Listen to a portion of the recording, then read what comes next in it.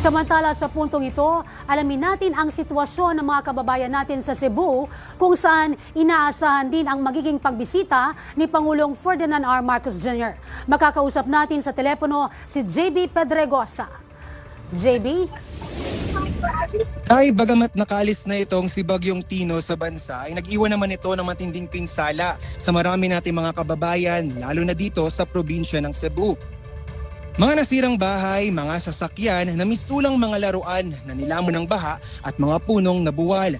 Yan ang tumambad sa amin dito sa Barangay Kutkot, Liloan, Cebu na isa sa mga lubhang napuruhan sa pananalasa ng Bagyong Tino sa probinsya. Marami sa mga bahay rito ang na-wash out at nasira bunsod ng matinding pagbaha. Kaya naman, marami sa mga apektadong pamilya ang pansamantalang nanunuluyan sa Tiltilon Elementary School na nagsilbing pansamantalang evacuation area ng nasa mahigit 100 pamilya. Bagamat siksikan, wala silang magawa dahil wala na rin silang tirahan na mababalikan. Kaya naman, iisa lang ang panawagan ng mga residente, matulungan sila na muling makabangon sa hagupit ni Bagyong Tino. Samantala, bumisita na si Pangulong Ferdinand Marcos Jr. dito sa Barangay Kutkot para personal na alamin ang kalagayan ng ating mga kababayan at maabutan sila ng tulong.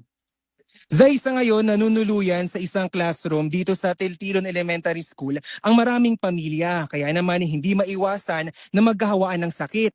Ayon sa mga residente, marami na sa mga bata ay may ubo at lagnat, kaya naman hiling nila mabigyan sila ng mga gamot bukod sa malinis na inuming tubig at makakain. Agaran namang umaksyon ang iba't ibang ahensya ng pamahalaan gaya na lamang ng DSWD at Department of Health para matulugunan ang pangangailangang ito. Nauna sa mga balitang totoo at laging bago, JB Piedragosa, Alauna sa Balita, Congress TV.